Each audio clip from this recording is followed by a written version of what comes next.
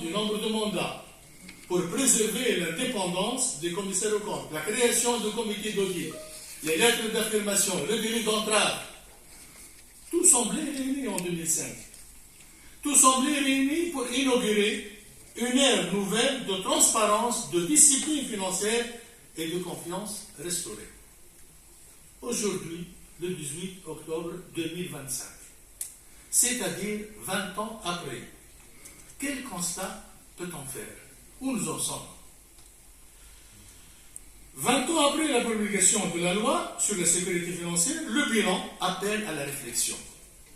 Les fondements juridiques étaient solides, les objectifs clairs, les mécanismes correctement mis en œuvre. Et pourtant, les dérives financières se sont multipliées. D'un grand scandale avant la promulgation de la loi à plus que 10 scandales durant les 10 dernières années. Jugez-en. Une banque en faillite, une compagnie aérienne en faillite, 3 sociétés cotées en bourse qui ont fait faillite en une seule et même année. Un Madoff tunisien à l'Iran, qui a fait plus que 50 000 victimes d'un montage financier frauduleux. 3 intermédiaires en bourse, 15% de la population totale, ayant arnaqué à travers leurs employés de nombreux épargnants qui se sont retrouvés victimes d'une escroquerie pyramidale ou d'extraits de compte falsifiés.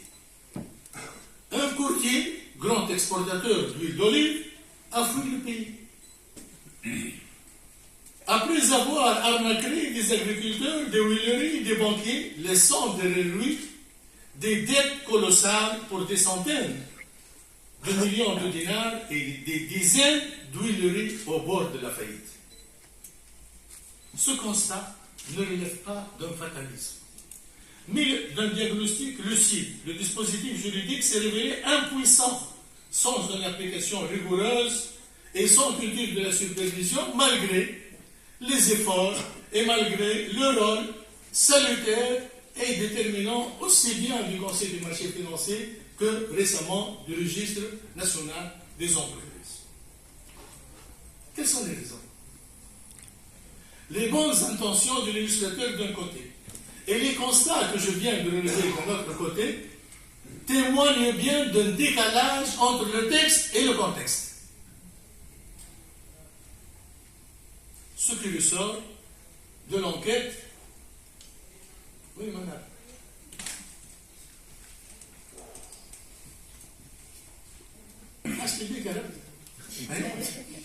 Et auprès d'un échantillon de professionnels, 5% des experts comptables, une soixantaine de professionnels et des entreprises.